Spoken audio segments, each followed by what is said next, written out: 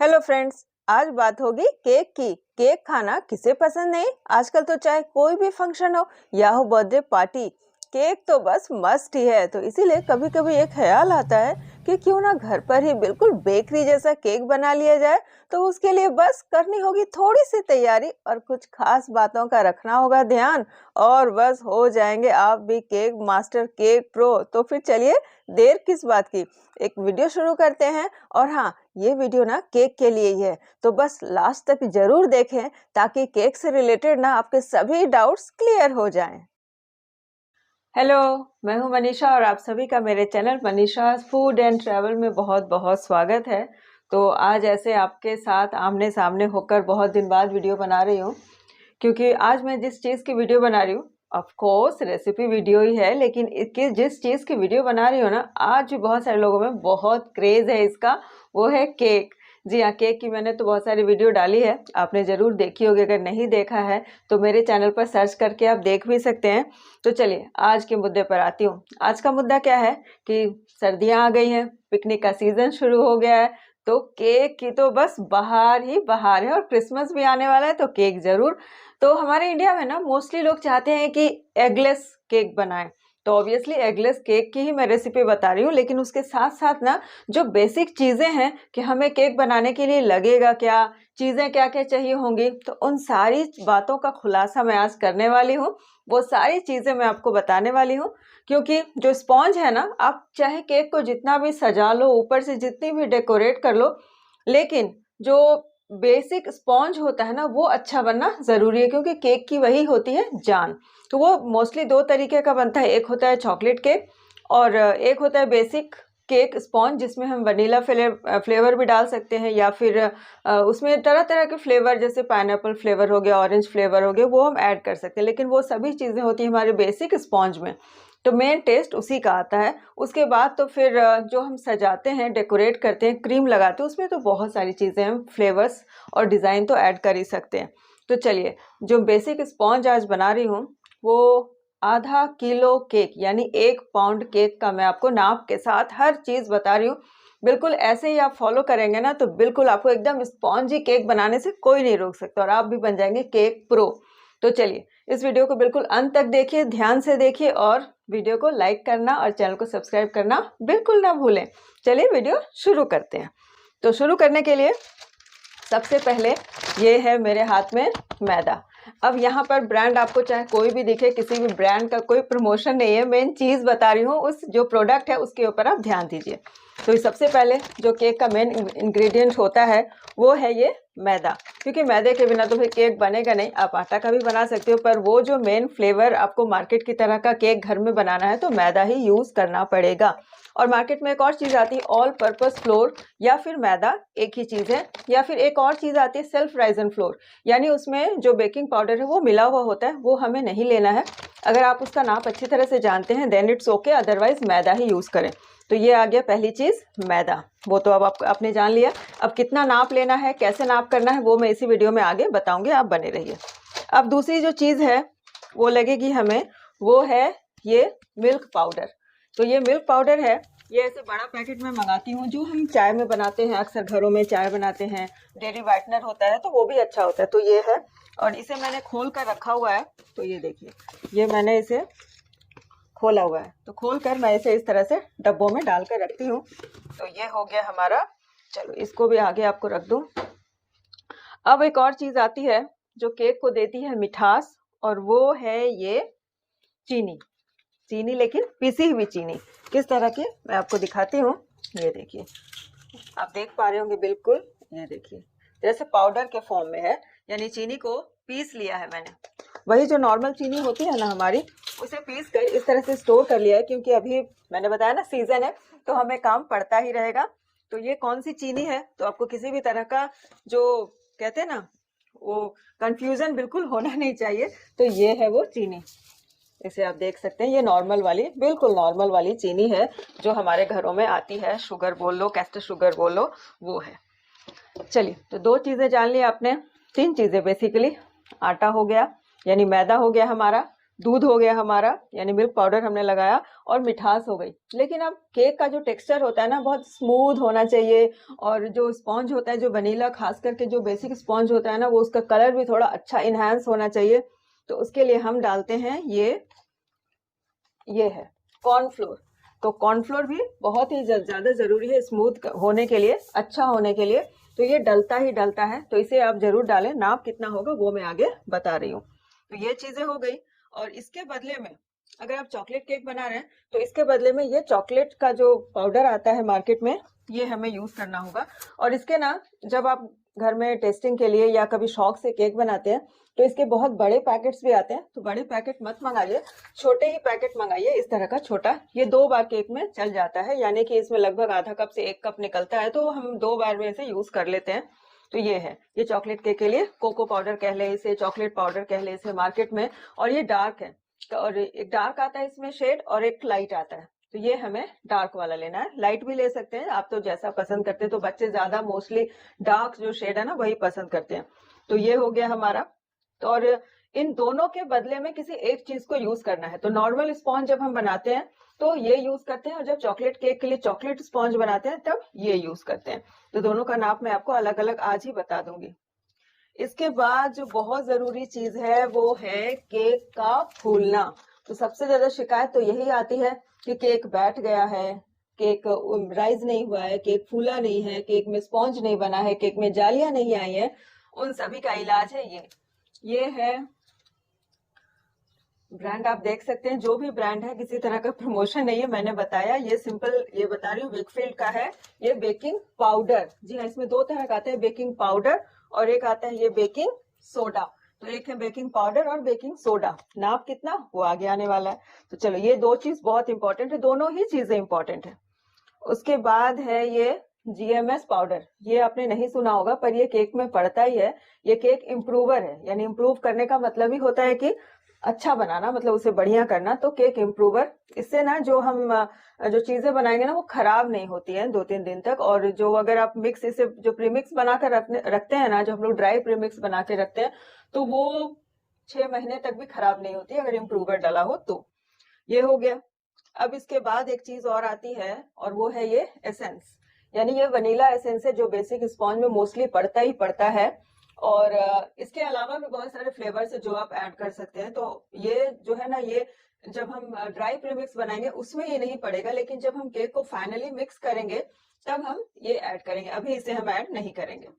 उसके बाद एक चीज है जो है असली चीज, वो है चिकनाई, यानी कि किसी भी तरह का उसमें जो ऑयल होता है, तेल होता है, वो होता है। तो मैं यूज करूंगी रिफाइंड ऑयल, और आप बटर भी यूज कर सकते हैं। लेकिन बटर में क्या होता है ना, कि जब केक आपका पूरा यूज नहीं होगा, सोचिए, तो आपको कहाँ रखना होगा, उसे फ्रिज में रखना होगा। तो मोस्टली फ्रिज में रखते ही हैं। तो अगर आप फ्रिज में रखेंगे और केक बटर से बना होगा तो केक हार्ड हो जाएगी, फिर शिकायत आएगी कि केक हार्ड हो गया। तो इसी वजह से रिफाइंड ऑयल यूज करते हैं, तो केक कभी भी हार्डन नहीं होगा, जैसा आपने रखा है बिल्कुल वैसा ही रहेगा। और फ्रिज में रखने से उसकी शेल्फ लाइफ भी बढ़ जाती है। तो चलिए, ये तो सारी चीजें हो गई जो हम केक में डालने वाले हैं। लेकिन केक बनाने के लिए भी कुछ चीजें बहुत ज्यादा इंपॉर्टेंट होती हैं, कि हम जो भी चीज डालेंगे उन सभी चीजों को हम मिलाएंगे एक इस तरह के बड़े बोल में। और बड़े बोल में मिलाने के लिए हमें लगेगा एक छन्नी। तो इस तरह से ये बोल में छन्नी डालकर हर चीज को छाना जाता है।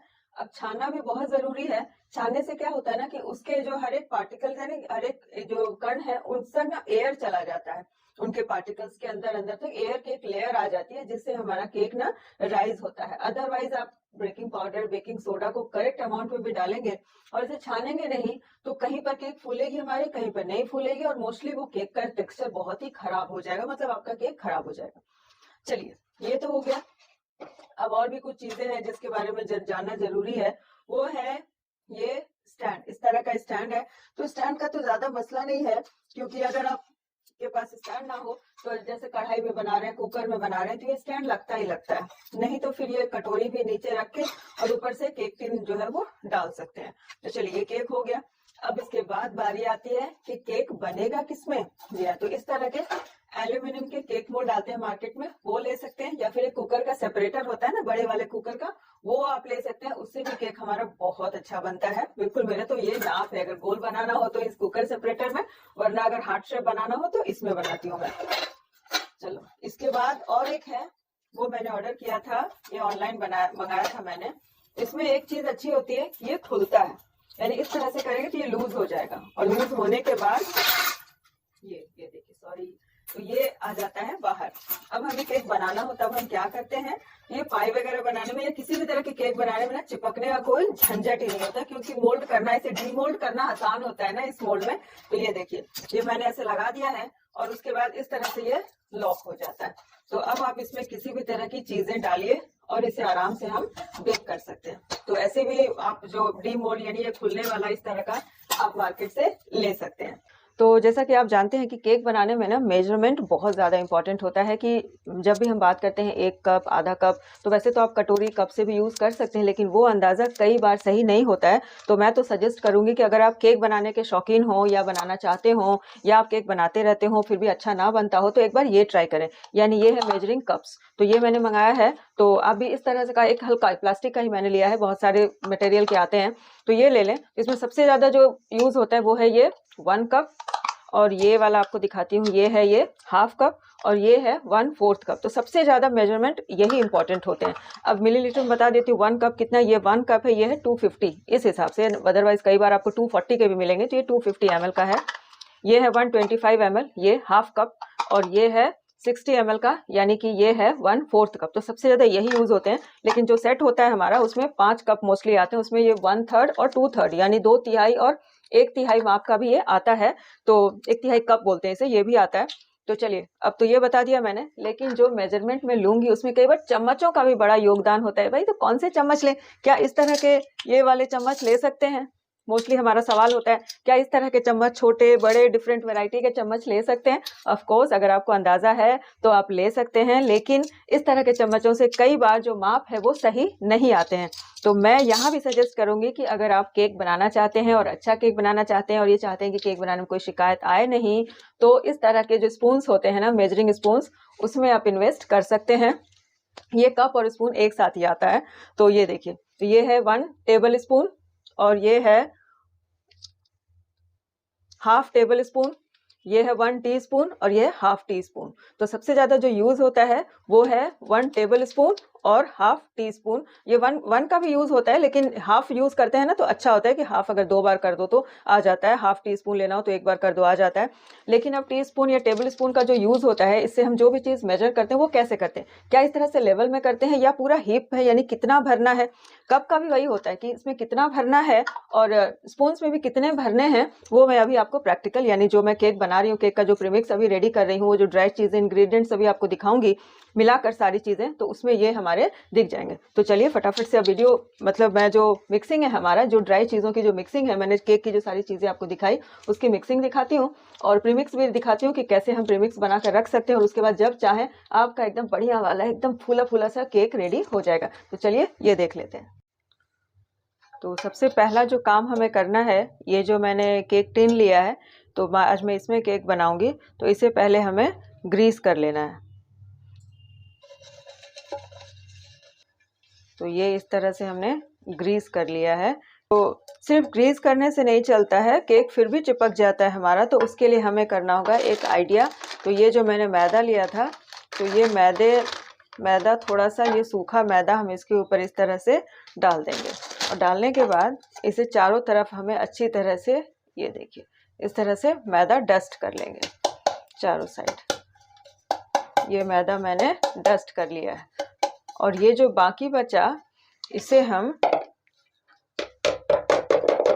ये मैंने डाल दिया, ये बाकी बचा, यानी ये केक अब आपका पूरा तैयार है केक बनाने के लिए। तो ये हमारा केक टिन ग्रीस होकर रेडी, यानी सबसे पहला काम हमें यही करना है, क्योंकि अगर आप एक बार बेकिंग पाउडर या बेकिंग सोडा डाल दोगे अपने बैटर में, तो उसके बाद फिर अगर आप ये काम करोगे तो लेट हो जाएगा, और हमें फटाफट से लास्ट में वो काम करना है, यानी ओवन में डालने से पहले ये हमारा तैयार होना चाहिए। तो एक काम हमारा तैयार है। तो चलिए अब दूसरा काम करूँगी कि सारी चीज़ें जो भी मैंने आपको दिखाए ना, वो सारे मैं इसमें डालूंगी।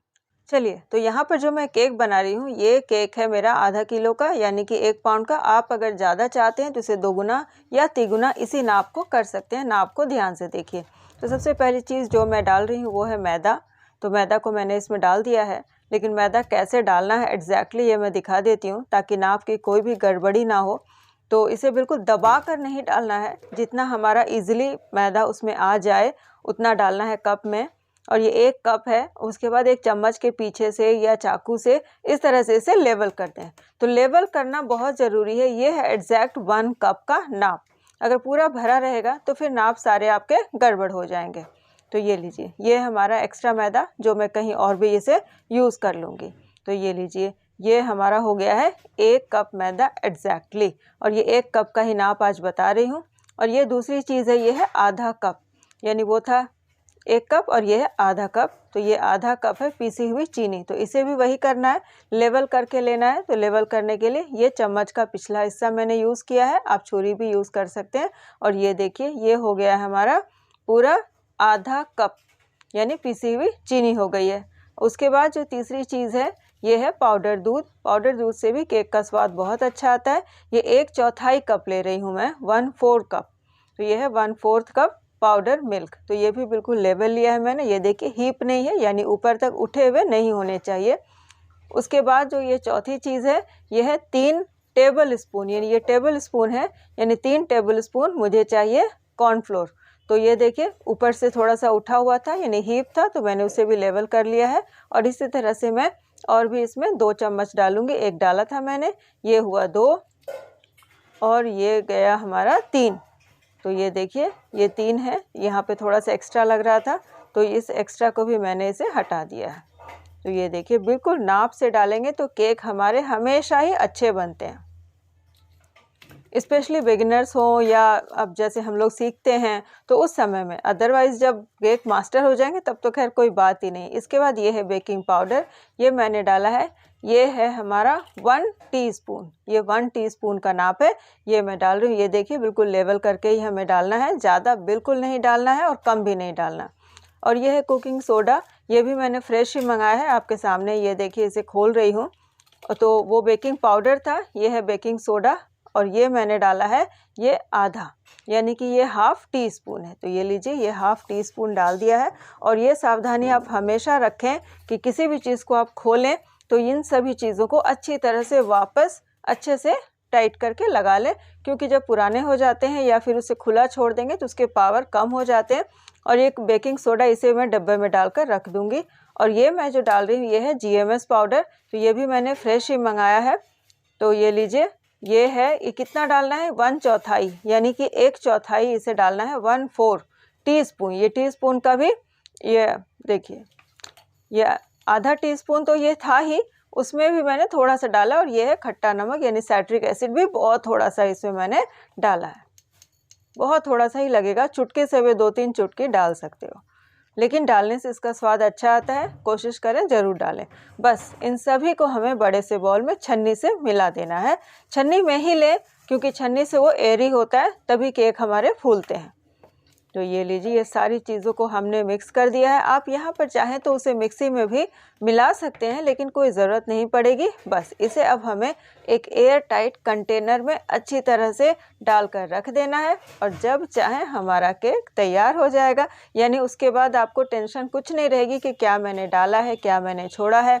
और अगर आप ज़्यादा केक बनाते हैं तो फिर इसे 2-3 गुना ज़्यादा बनाकर रख सकते हैं।